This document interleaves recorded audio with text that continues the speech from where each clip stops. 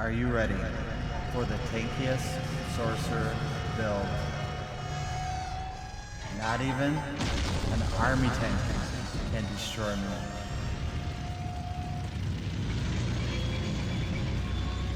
Let's go. What's up everybody, Kafka here, and today I want to tank you through this build and tell you what we're doing and why it's so special. But do me a favor and make sure you watch the whole video because I got some cool stuff in this video I want to show. I'm doing a tier 9 abattoir ZIR because it is the best farming method. I haven't had a lot of time to play, but when I get some more time, I'm going to be able to level up my glyph like crazy with this build and be safe. And safe is key because dying wastes so much time in the abattoir of ZIR. We don't want any deaths. I'm taking you through this 9. I'm going to take you through a 10. And we're going to talk about some of the things that we're doing to make this build special. Please do me a favor. Don't forget to share this video, like, and subscribe to Kafka's channel. I would really appreciate it. I will have the link in the description of the build down below, but I think it is very important to actually watch the video and kind of learn what I'm doing in this build and how it actually works. So first off, I want to talk about 2 items that actually will help you survive, and that is the Tremendity Pants and the Undying Vampire Power aspect. These 2 items synergize with each other to make sure that your life stays pretty much full the whole entire time unless something drastic happens. But then the Undying will actually fill it back up. So it is very important that you have these 2 things before you even try this build. Now for the Helm, I would use either a Shaco or a legendary Helm that has the aspect where you gain damage reduction to vulnerability. So the Shaco obviously has 20% damage reduction and it has all stats, so it does more damage and it has really high HP. But if you don't have that, that's okay. You could still use a legendary Helm, put that aspect on it, and then make sure it has armor, cooldown reduction, HP. So that one I showed has mana on it, so you definitely don't want mana on there. But those 3 things are very important on the Helm to survive with this build, to be as tanky as I am. Alright, so the next 2 items, Flicker Step and Ice Blade Enchantment. These 2 items increase your damage by like 60 to 70%, and let me tell you how. So Flicker Steps is reducing the cooldown of your evade. Once your evade is down, it also gives 4 seconds off your ultimate.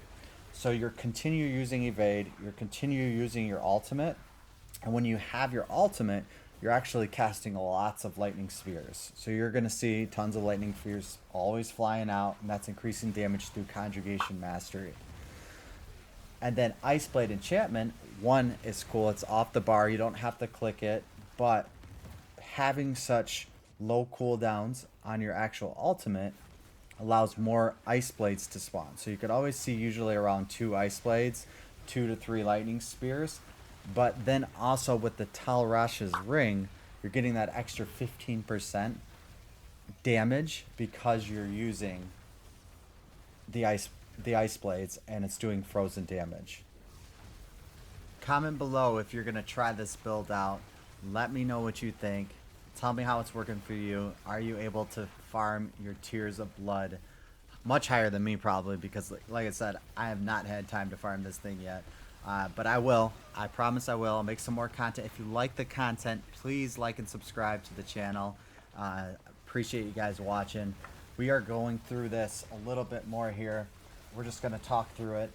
So we are almost at the boss, and that's kind of what I wanted to go over as well, because a lot of comments I've been reading is they're getting one shot. I'm getting one shot by the bosses, the Blood Seekers, right? So, well, with this build, you're not going to get one shot by the Seekers. So what I like to do is, you're going to notice I cast Lightning Spear there, and I wait till they're not stunned. Once Once the stun's gone, I'll cast a flame shield.